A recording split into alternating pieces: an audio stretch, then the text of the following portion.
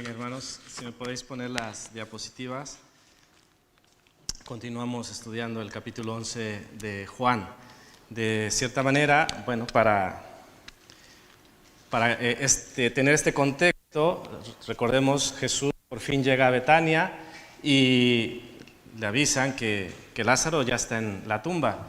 Llega un momento en que dice, ¿dónde le habéis puesto? Y le dicen, ven y ve.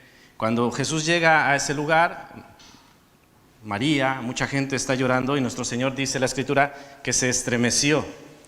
Pero llega el momento, el culmen, el momento cumbre. Jesús ante la tumba.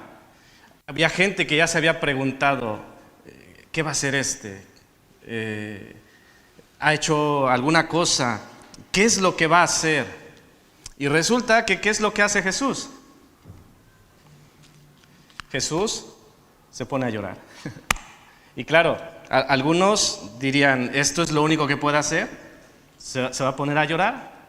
A ver, evidentemente estaba dentro de lo normal. Nuestro Señor estaba conmovido, estaba estremecido. Y uno de los resultados naturales y en su humanidad, lloró.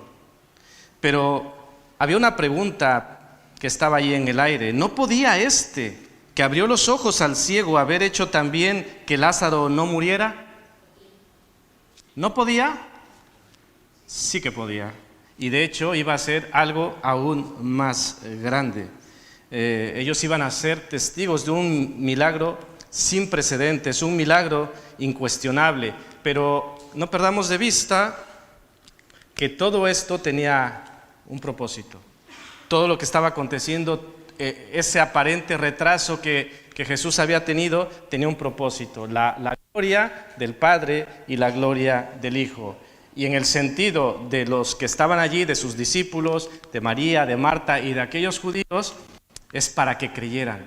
Era el propósito que el Señor tenía, para que creyeran que Jesús era el Cristo, el enviado de Dios. Bueno, para efectos de que podamos estudiar este pasaje, lo he dividido en estas tres partes. Lo que Jesús hace, podríamos decir, lo que Jesús hizo en ese momento, lo que Jesús quiere que hagamos y lo que Jesús no quiere que hagamos. Vayamos al número 1. Jesús da una instrucción en el versículo 39. Ordena quitar la piedra. Jesús en este pasaje hace distintas acciones, ¿no? Ejecuta diferentes acciones. Se estremece, llora, reprende a Marta, se acerca a la tumba, pero vamos a enfocarnos en estas tres acciones que nuestro Señor Jesús hace. Primeramente, ordena quitar la piedra, aquella piedra que estaba sobre la tumba. No sé si cuando leemos este versículo viene a nuestras mentes aquella imagen típica, clásica de una tumba, ¿no? en una cueva, tapado con una piedra, que normalmente quizá si estamos en una iglesia desde pequeños, pues desde muy pequeños ya vemos en los libros imágenes, ¿no? Y claro, queda grabado y nosotros estamos familiarizados con esta imagen. Pues eso, Jesús está allí ante la tumba, una cueva, una piedra como puerta, y tiene 4 días Lázaro en aquel lugar. Yo creo que todo era normal, si me permitís la expresión, es decir, estaban los familiares, estaban amigos, conocidos que estaban consolando a los familiares. Jesús, que amaba a la familia, estaba allí, estaban sus discípulos. Jesús llora. La situación hasta ese momento podríamos decir que es un poco normal, lo que pasaría o que pasa en cualquier sitio. Pero llega un momento en que esa normalidad se rompe.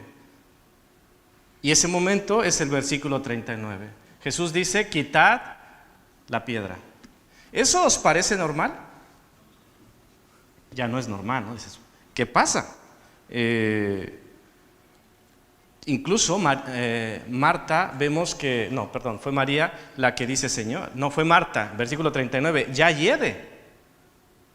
¿Qué estás haciendo? O sea, hemos estudiado con anterioridad que Marta le dice, Señor, yo creo en ti, tú eres el Hijo de Dios, eres el Mesías, y tiene una fe tremenda que estaba siendo trabajada. Pero claro, lo que el Señor pide en ese momento, dice, Señor, no lo entiendo, ¿qué es lo que intentas? ¿Qué quieres hacer con esto?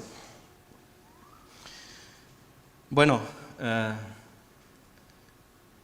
evidentemente ni Marta, ni María, ni nadie de los que estaban allí se imaginaban lo que Jesús quería hacer y lo que Jesús iba a hacer. Ante esta primera instrucción, más de uno estaba desconcertado. ¿Quitar la piedra? ¡Yede ya! ¿Qué intenta hacer? ¿Qué quiere hacer? Bueno, quiero que pensemos, a la luz de este texto, que la instrucción del Señor es evidentemente un imperativo, pero es plural. No dice quita la piedra, no dice quitad la piedra. ¿Esto qué significa? Que debía removerlo más de uno. 2 o 3, no lo sé. Era una piedra, era pesada y era una instrucción del Señor que debía ser ejecutada por más de uno. Pero sobre todas las cosas, y de momento, quiero que nos enfoquemos en que dentro de este gran milagro que va a hacer Jesús, hay cosas que nosotros sí que podemos hacer y hay cosas que nosotros no podemos hacer. Las cosas que sí podemos hacer, el Señor quiere que las hagamos. Y las cosas que no podemos hacer, ¿qué hace? ¿O quién las hace? Él. Claro, es algo simple. Lo imposible para nosotros, para Él no hay nada imposible, ¿no? Lucas 1:37, porque no hay nada imposible para Dios. Entonces, ya vamos viendo cuestiones prácticas. Quitad la piedra, más de uno. Y también la parte que os estoy comentando. Dios quiere que nos ocupemos de aquellas cosas que sí podemos. Siguiente acción, oró y llamó a Lázaro. Bueno, parece ser, y no es desacertado verlo así, que los milagros que Jesús hacía se veían como una respuesta a sus oraciones. Os pongo un ejemplo de algo que ha sucedido hace pocos versículos. El que había sido ciego daba por sentado que Dios había escuchado y respondido a Jesús. Solamente es ir unas páginas atrás, capítulo 9, versículos 30 y 31, dice así: respondió el hombre, el que había sido ciego, y les dijo: pues esto es lo maravilloso, que vosotros no sepáis de dónde sea, y a mí me abrió los ojos.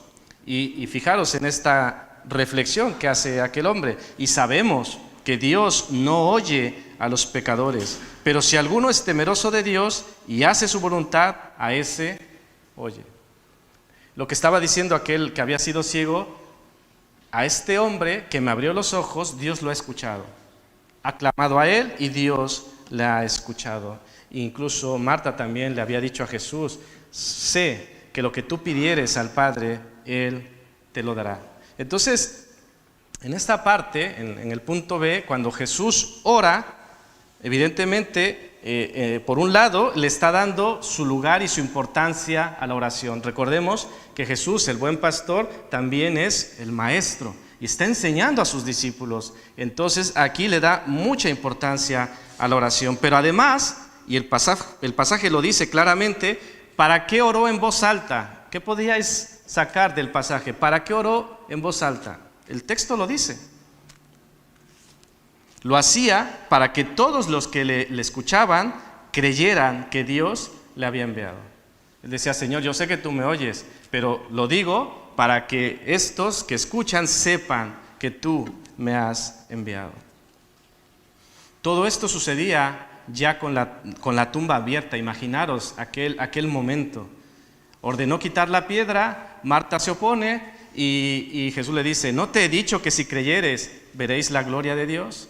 Aquellos hombres ejecutan la acción, la tumba está abierta y el Señor clama. Y viene el momento, no sé si llamarlo el momento más importante de aquel momento, cuando Jesús llama al muerto. Digo así, al muerto, porque así el texto le dice en el versículo 41, para resaltar que Lázaro estaba muerto. 4 días en aquella tumba. Marta misma decía, hiede ya, se está descomponiendo, ha entrado en corrupción. Y en medio de todo esto, leía sobre un comentario, un pensamiento muy maravilloso que dice así: si Jesús no hubiese llamado a Lázaro por su nombre, ¿qué hubiese pasado con el llamamiento de Jesús? Lo que dice esta persona, que no está su nombre, es anónimo, dice: si Jesús no hubiese llamado a Lázaro por su nombre, todos los muertos hubieran resucitado. Claro, tal autoridad, tal poder, que si Él dice, hey, levántate,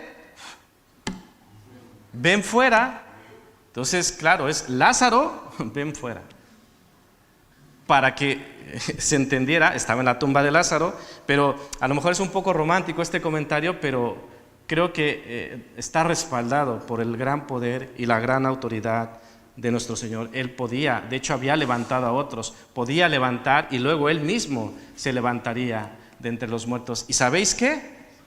Que un día te levantará a ti y a mí.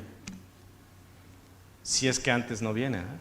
Pero si un día llega nuestro momento y morimos, sabemos que un día Él nos levantará y Él nos dirá, por tu nombre, arriba. Y si Él lo ha hecho antes, si Él tiene ese poder y esa autoridad, por supuesto que lo hará con nosotros. En esto confiamos. Ya Jesús había anunciado, esta enfermedad no es para muerte, sino para la gloria de Dios, en el versículo 4 del capítulo 11. Bueno, he mencionado las preguntas de aquellos judíos. ¿No podía hacer algo más? Pues en este momento su respuesta estaba siendo respondida. ¿De qué era capaz Jesús? ¿De qué era capaz este hombre?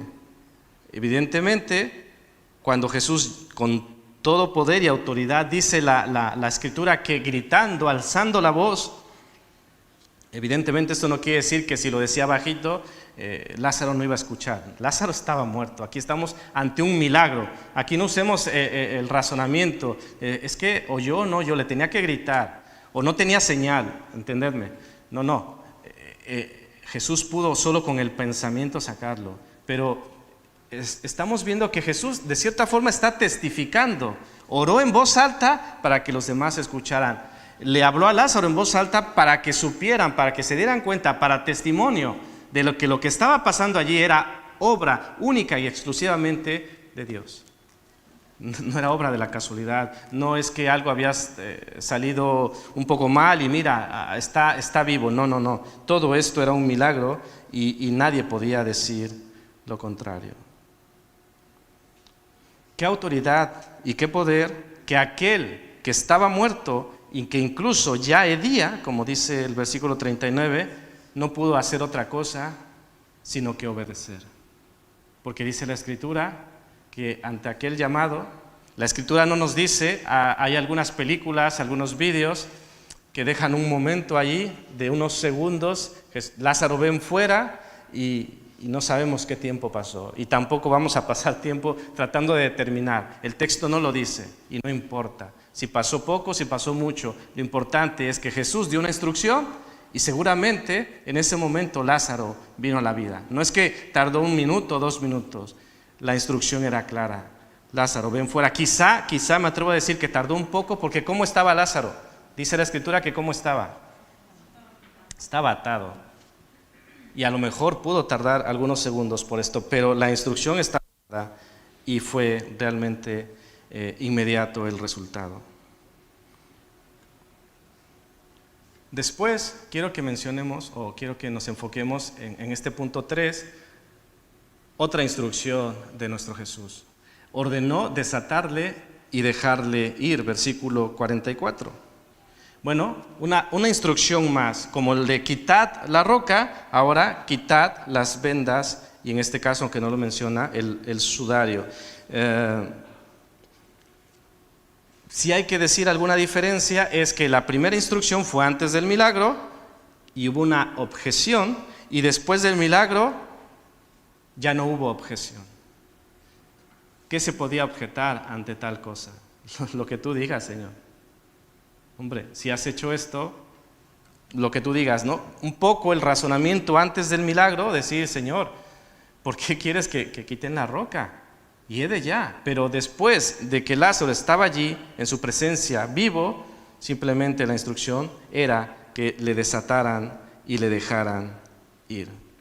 Y pasamos una vez más a esto que ya había comentado. Jesús ordenó quitar la roca, luego hizo el milagro y luego vuelve a dar instrucciones, luego vuelve a delegar. Vemos esa combinación entre lo que Dios hace y lo que quiere que nosotros hagamos. Por eso lo que estamos viendo, lo que Jesús hace, lo que Jesús quiere que no hagamos y lo que Jesús quiere que sí hagamos. Lázaro ya estaba vivo, Lázaro había vuelto a la vida, pero ahora necesitaba ayuda de los demás. Es decir, como que ya estaba vivo, pero no había terminado. Necesitaba que le desataran y que le dejaran ir. Y esto tendrá una aplicación muy, muy importante. Hay un comentarista que dice algo muy interesante sobre esto de dejarle ir, porque claro, le desatan y ¿qué podía pasar?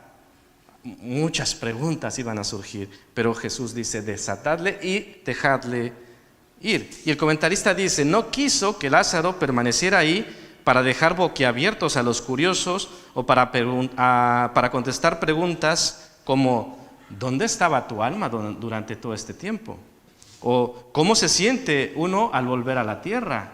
¿O realmente hay una luz al final del túnel?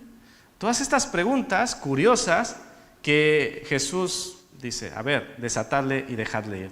O sea, no se trata, el énfasis de todo este milagro no es qué se siente al morir. Hay una luz, cómo es el paraíso, cómo es Dios. No, el énfasis no es esto. Muchas veces tenemos esa tendencia, ¿no? Aquí el énfasis, ¿cuál es? Que Jesús tenía el poder y la autoridad para levantar a alguien de los muertos después de 4 días. Y que esto debía redundar en la fe de aquellas personas y debía redundar en la gloria para el Padre y para el Hijo. Ese era el énfasis y podemos concluir en este primer punto. Haz lo posible y Dios hará lo imposible. Haz lo posible y Dios hará lo imposible. Un poco en la mañana hablábamos de cosas prácticas que hacer. Y aquí podríamos quedarnos igual otro rato. ¿Qué cosas son posibles que podemos hacer? De acuerdo al pasaje, aquellos hombres podían quitar la roca. De acuerdo al pasaje, aquellos hombres podían quitar las vendas, desatarle. ¿Qué cosas podemos hacer? ¿Y qué cosas Dios quiere que hagamos nosotros como sus seguidores? Y a veces nosotros nos liamos y decimos, no puedo, no tengo las fuerzas. No, si el Señor nos manda lo que nos mande es porque podemos. Aquello que no podemos, dice, yo me encargo. O sea, yo no te voy a mandar a hacer algo que tú no puedas. De aquellas cosas difíciles, imposibles, me encargo yo. De hecho, ya se encargó de una cosa que era imposible para nosotros, ¿no? Aquella obra perfecta en la cruz, para nosotros era, imposible. Nadie podía ocupar ese lugar. Podíamos crucificarnos 200,000 personas y no significaba nada, porque somos pecadores. Pero sin embargo, aquel Hijo de Dios, santo, perfecto, sin mancha, sin pecado, ocupó nuestro lugar y hizo un sacrificio perfecto. Así que vamos al punto número 2, lo que Jesús no quiere que hagamos. ¿Qué estaban haciendo aquellos judíos en el versículo 37? Dice, y algunos de ellos dijeron, ¿no podía este que abrió los ojos del ciego haber hecho también que Lázaro no muriera? Bueno, Jesús estaba dando lecciones, cosas que debían hacer y cosas que no debían hacer. El versículo 38 dice que Jesús, profundamente conmovido, otra vez vino al sepulcro. El pasaje no es muy claro si estaba conmovido por estar frente a la tumba, que sí, o si estaba conmovido, o en este caso una atenuación de la palabra, contrariado por escuchar lo que decían aquellas personas. Estaban cuestionando, estaban murmurando, bueno, ¿y este? Se pone a llorar, ¿no podía hacer otra cosa? A ver, sanó a un ciego de nacimiento, levantó un cojo, algo más, ¿no? Como que estábamos con una expectativa mayor. Lo cierto es que el verbo utilizado en este versículo tanto puede significar conmovido como también puede significar contrariado y hasta enojado. Así que no nos equivocamos si pensamos que estaba contrariado por lo que habían dicho o que estaba conmovido por estar en aquel momento frente a la tumba de su amigo. ¿Qué pasa? Son estas dos cosas, ¿no? Cuando Jesús lloró, versículo 36, unos dijeron, mirad cómo le amaba. Es decir, vieron esa acción como algo positivo. Mira, cómo le amaba. Y luego hemos visto a aquellos que reaccionaron con la misma acción de Jesús, un poco negativo. Se pone a llorar, no podía hacer otra cosa. Estaban en cierta forma murmurando, estaban cuestionando y hacían todo menos confiar y creer en aquel que de manera clara e incuestionable era el Mesías. Estamos en este milagro maravilloso, pero hemos tenido un recorrido a través del Evangelio de Juan donde si no nos queda claro que Jesús es el Cristo, si no nos queda claro que Jesús es el Hijo de Dios, y si Él es la luz del mundo y alumbra, y si no tenemos suficiente luz para entender esto, pues evidentemente necesitamos clamar para que Él nos ayude a ver aquello que no vemos. Otra cosa que podemos entender desde el pasaje es que no quiere que dejemos de mirarle, ¿no? Versículo 39. Desde la lógica humana, Marta tenía razón, ¿no? Ante la instrucción de Jesús de quitar la piedra, Marta dice, se opone. Su reacción es hasta cierto punto natural. Señor, ¿qué quieres hacer? ¿Qué intentas? Pero lo que podemos aprender aquí y que Jesús quizá le estaba dando esta lección es, no pongas tu vista en Lázaro, pon tu vista en mí. O sea, no veas la condición de él, ve al que tienes enfrente, al que te ha dicho, yo soy la resurrección y la vida, al que te ha dicho que esto no es para muerte, que es para la gloria de Dios. Y se lo había repetido varias veces. ¿No te he dicho que si crees verás la gloria de Dios? Así que pensar, hermanos, ¿cuántas veces nosotros no hacemos lo mismo? Hemos de reconocer que muchas veces vemos más al problema que a Dios. La misma acción. Wow, es que esto es muy difícil, es muy complicado, no voy a poder, es imposible. Pero el Señor dice, estás viendo el punto equivocado. No debes ver el problema, tienes que verme a mí. Un poco también simbólico, dice que cuando Jesús oró, dice que alzó los ojos.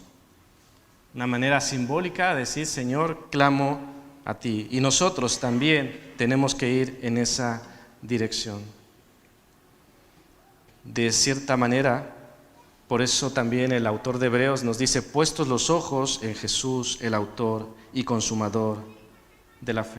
Otra acción que hizo Marta, podemos rescatar en el punto 3 o en el apartado C, dudar.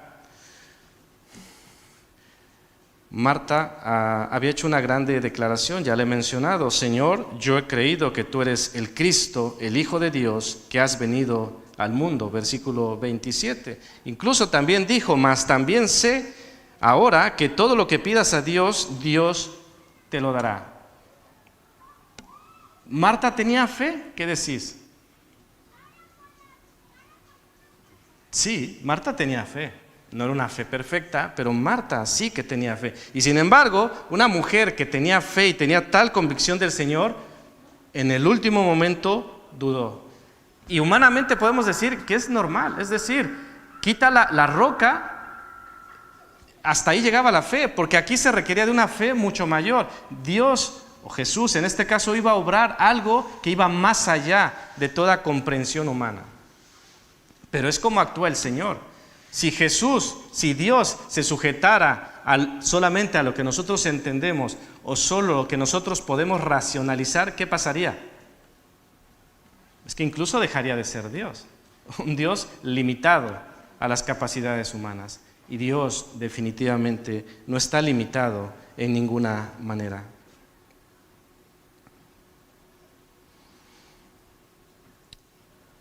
Vamos a pasar a lo que Jesús sí quiere que hagamos.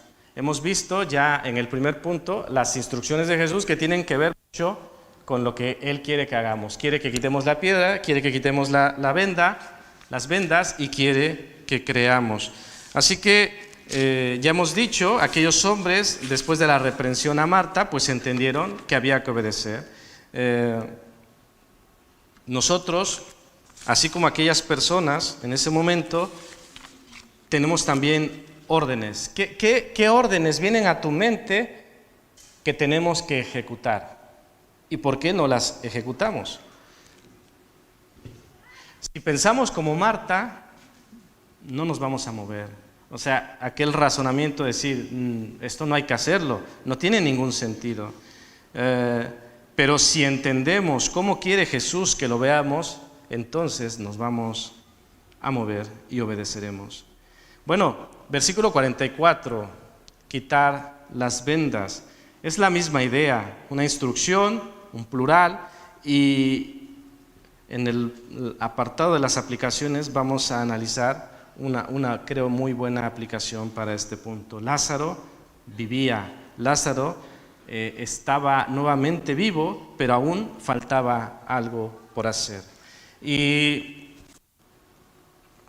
pasamos al punto C, que es muy central de este pasaje, muy central del capítulo, incluso me atrevo a decir que muy central de todo el Evangelio de Juan. Y lo dijimos desde el primer día, que os leí Juan 20:31, donde Juan hace como una conclusión, como un resumen de todo lo que él ha escrito y dice, pero estas cosas se han escrito para que creáis que Jesús es el Cristo, el Hijo de Dios, y para que creyendo tengáis vida en su nombre. Ese es el resumen de lo que está narrando. De todo esto que os he escrito, todo esto que os he compartido, es para que creáis que Jesús es el Cristo. Así que, ¿qué quiere Jesús de nosotros? Fácil, que creamos. Nos podemos meter aquí en detalles, ¿no? ¿Qué significa creer? Alguna persona piensa que creer es una cosa, otra persona cree o piensa que creer es otra cosa, y evidentemente creer para salvación es un cambio de vida, es un cambio de mente. No es como creo que la luna es de queso, ¿no? Entendedme. No es una fe sin compromiso. ¿Crees en Dios? Sí, yo creo que hay un Dios. ¿Crees que Jesús es el Hijo de Dios? Hombre, pues no pierdo nada. Pues sí creo. No se trata de esa fe. Se trata de una fe que te comprometa. Si crees que Jesús es el Hijo de Dios, si crees que Jesús volverá, tu vida debe cambiar. Porque si Cristo vive, porque si Jesús volverá, sabemos que nos pedirá ¿qué? Cuentas. Eso nos lleva a un estilo de vida distinto, porque creemos. Ahora, si tenemos esa forma de creer superficial, pues bueno, sí creo y ya está, vivo como quiero y ya no pasa nada. Esa clase de fe no es de la que estamos hablando, ni es el propósito que tiene Jesús ante todos estos milagros, y en particular este milagro que vemos aquí. Hemos estudiado a lo largo de Juan que mucha gente seguía a Jesús, pero cuando empezó a ser confrontada, eso lo vimos en Juan 6, la gente le empezó a dejar. Dura cosa es esta, no entiendo nada, me retiro. Y era gente que creía en él. Y hemos visto otros pasajes que dice muchos creyeron en él. Y versículos adelante vemos que esa fe era un poco ambigua. No era la fe que Dios buscaba. Y por eso Jesús trabajaba la fe de sus discípulos. Marta ya creía, sus discípulos ya creían en él, le seguían, habían dejado todo. Y sin embargo Jesús seguía trabajando su fe. Lo mismo que nosotros. ¿Nosotros creemos en él? Sí. Pero él sigue trabajando nuestra fe, para que nuestra fe sea mejor, para que creamos a la manera que él tiene o que él quiere que nosotros creamos. Bueno, vamos a pasar a unas aplicaciones. Quitar la roca y las vendas. Bueno, es interesante, y ya os lo mencioné, que no que Jesús necesite de nosotros, porque Dios no necesita de nadie, pero ese Dios soberano y poderoso que tenemos, le gusta que nosotros participemos en su obra. Así que cuando Él obraba un milagro, solía solicitar la participación de algunas personas más, incluso en algunos momentos puntuales solicitaba la fe del que iba a recibir el milagro o del que lo pedía. Como decía, bueno, que se haga conforme a tu fe, o por tu fe es que esto ha pasado. Pero no es que el Señor necesite de esa fe, aunque hay textos que nos pueden dar a entender esto, pero el Señor no necesita de eso. ¿Le gusta que confiemos en Él? ¿Le gusta que tengamos fe? Sí. ¿Le gusta que participemos? Por supuesto. Pero en este primer punto, para sacar conclusiones, una de las creo que más evidentes es que a nuestro Señor le gusta que seamos obedientes y que seamos diligentes. Otra cosa que quiero resaltar sobre aquella pluralidad de ejecutar las instrucciones de Jesús es que eran en grupo. Es decir, si habéis de quitar la roca, la tenéis que hacer varios, coordinados, poniéndose de acuerdo.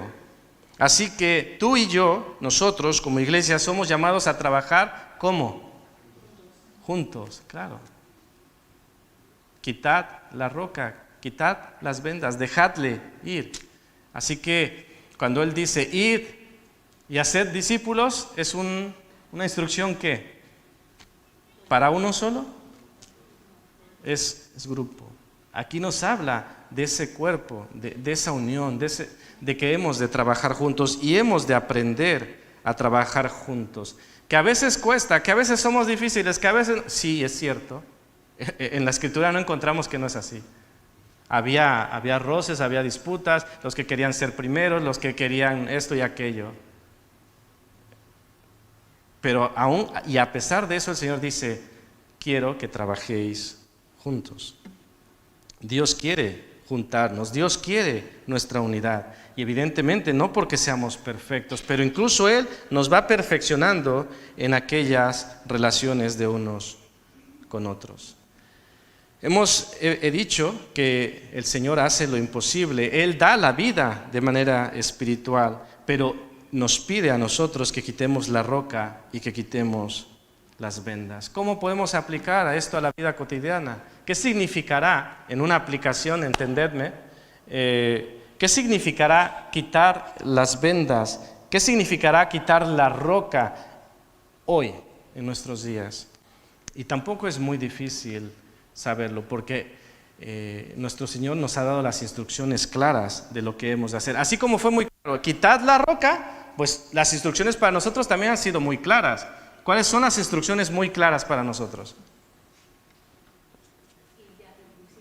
Ir y hacer discípulos, enseñarles, bautizarles, hemos de orar, hemos de compartir el Evangelio.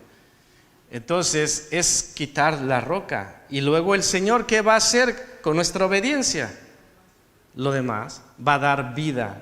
Dice, mira, tú siembra, tú predica, tú da testimonio, tú ora. Y luego Él se encargará de dar la vida. En la mañana hablaba con una persona que me decía, mira, es que me he enterado que esta persona no entiende muy bien el Evangelio, que esta persona tiene ahí unos pensamientos mezclados, y un poco yo le decía esto, mira, a nosotros nos toca sembrar, a nosotros nos toca enseñar, proclamar el Evangelio, ya luego la persona decidirá, porque esa parte es la que no nos toca. Nosotros hacemos lo que nos toca, lo que podemos, lo sencillito, lo difícil, lo milagroso, lo maravilloso, lo hace el Señor. Sobre el tema de quitar las vendas, esto me parece muy interesante. Alguien en algún momento lo comparó con el discipulado. Alguien dirá, ¿qué dices? Bueno, pues Dios ha dado la vida.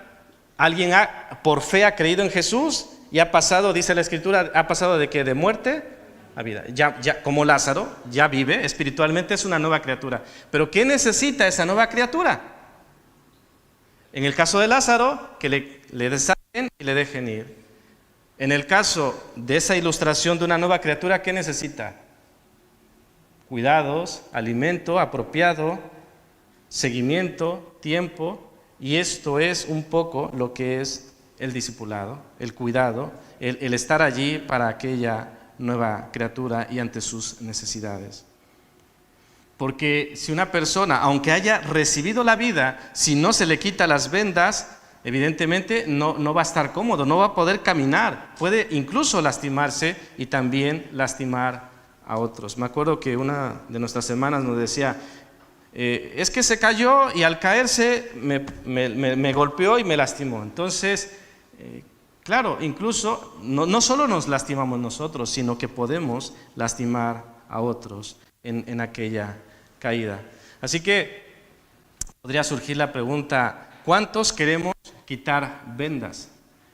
¿Cuántos queremos quitar rocas?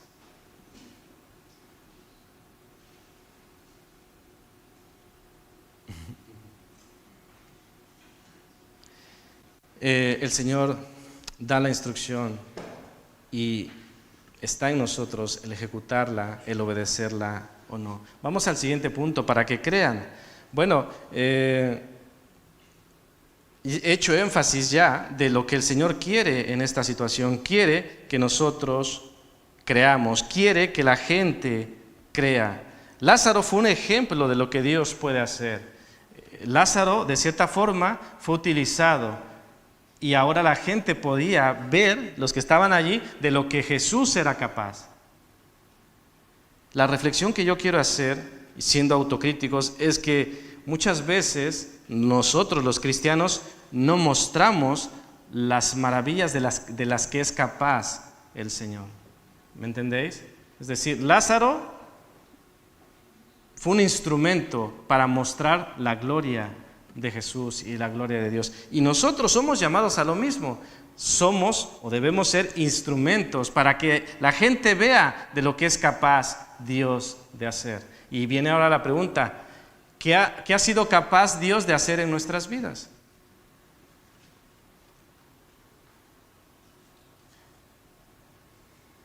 En todo caso, hermanos, Jesús estaba haciendo maravillas para que la gente creyera. Y Dios está haciendo maravillas hoy para que nosotros también creamos. Hay gente, como en los pasajes que vemos aquí, están los que creen y están los que no creen. ¿Qué necesitas para creer? Imaginaros, aquí Jesús hizo un milagro estupendo, tremendo. Y aún así, veremos más adelante, los versículos posteriores, hubo gente hubo gente que le impactó y hubo gente que no le impactó. ¿Qué necesitas ver para creer? ¿O será que necesitas creer para ver?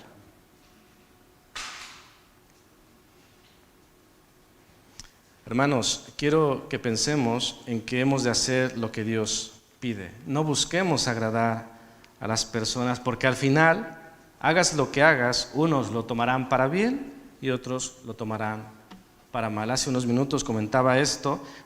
Desde su humanidad Jesús lloró y como ya hemos visto, unos dijeron, mirad cómo le amaba. Y esa misma acción, unos dijeron, bueno, este no puede hacer otra cosa. Luego Jesús resucita a Lázaro y unos creyeron y otros fueron a por los fariseos, versículos 45 en adelante. Entonces Jesús lloró, bien y mal. Jesús resucita a Lázaro, bien y mal. Y Jesús había hecho más cosas, luego haría otras cosas y el resultado sería lo mismo. Entonces, hoy, ¿qué hemos de hacer? Lo que el Señor nos indica. Nosotros no hemos de manipular para que la gente crea. Nosotros a lo mejor tenemos un buen deseo. Yo quiero que la gente crea y por lo tanto voy a hacer esto o aquello o lo otro, tratando de que la gente crea. Pero el Señor no nos ha dicho que tenemos que ingeniarnos técnicas para convencer a la gente. ¿Qué nos ha dicho Dios que hemos de hacer para que la gente venga a Cristo? ¿Qué hemos de hacer? Lo debemos de tener muy claro. ¿Cómo va a venir la gente a Cristo? ¿Qué hemos de hacer nosotros? Predicar el Evangelio. y evidentemente vivir el Evangelio. Esa es la técnica, esa es la clave que el Señor nos ha dejado. Ven fuera, otra versión dice, sal de ahí. Yo pregunto, ¿puede un muerto ser más obediente que yo? Es pregunta seria, es pregunta seria. ¿Puede un muerto ser más obediente que yo? Y parece que el pasaje nos dice sí, muchas veces. ¿Por qué? Porque hay instrucciones muy claras del Señor, y así como hubo una instrucción clara a Lázaro, ven fuera, ¿y qué pasó? ¿Qué hizo el muerto? Obedeció. Y yo tengo instrucciones muy claras de mi Señor y muchas veces no obedezco. Os voy a mencionar algunas. Sed santos como yo soy santo. 1 Pedro 1:16. ¿Es una instrucción o no es una instrucción? ¿De quién es esa instrucción? ¿Hay que obedecerla o hay que tenerla como un elemento ahí opcional? Amaros los unos a los otros como yo os he amado. ¿Es instrucción? ¿Es un Lázaro ven fuera? Soportaos unos a otros y perdonaos unos a otros. ¿Es instrucción? Id y haced discípulos, bautizadles, enseñarles. Juan 5:39, escudriñad las Escrituras. ¿Es instrucción? ¿La hacemos? Entonces, podríamos seguir, pero ya con esto vuelvo a reformular la pregunta. ¿Puede un muerto ser más obediente que yo? ¿Puedo ser más desobediente que un muerto? Marta se opuso a la instrucción de Jesús porque ya olía mal. Y yo quiero preguntar, ¿qué es lo que huele mal en nuestras vidas para no obedecer la voz de Dios? ¿Qué huele mal que no queremos destapar? ¿Qué queremos esconder? ¿Qué huele mal que no obedecemos la voz de Dios? Alguien podría decir, en la mañana lo tratamos, la excusa clásica, el tiempo, y ya hemos visto esta mañana que el tiempo no es excusa. Busquemos otra excusa, pero esa otra excusa caerá delante del Señor. A lo mejor ante los hombres, a lo mejor ante la familia, a lo mejor ante mí mismo, esa excusa vale, pero ante el Señor no va a valer. El Señor ha ordenado, porque, permitidme la expresión, Lázaro puede haber dicho, Señor, no puedo obedecerte porque estoy muerto. Y humanamente diría, pues claro, está muerto, ¿qué va a hacer? Está muerto. Y no, obedeció. Entonces tú y yo que estamos vivos, ¿por qué no podemos obedecer? ¿Por tiempo? En la mañana vimos que esto no es cuestión de tiempo, es cuestión de prioridades. Porque alguien por allí decía, para las cosas que nos interesan, sí tenemos tiempo. Y eso es muy, muy cierto. ¿Cuál es tu excusa para no obedecer? ¿Cuál es tu excusa para no creer? En todo caso, lo de ven fuera encaja con lo de alza tus ojos. Hermanos, yo os quiero invitar a que dejemos nuestra agenda, dejemos nuestro proyecto y sigamos la del Señor, la agenda y el proyecto del Señor. Esto implica, como decía Pablo, pues dejar aquellas cosas que tenemos como ganancia y que ahora las consideremos como algo perdido. Yo quiero, hermanos, terminar diciéndoles que escuchemos su voz y sigámosle. Escuchemos su voz y sigámosle y vayamos fuera. Hermanos, vayamos fuera, salgamos. Los campos están listos. Es tiempo, es el tiempo del Señor, es la instrucción del Señor.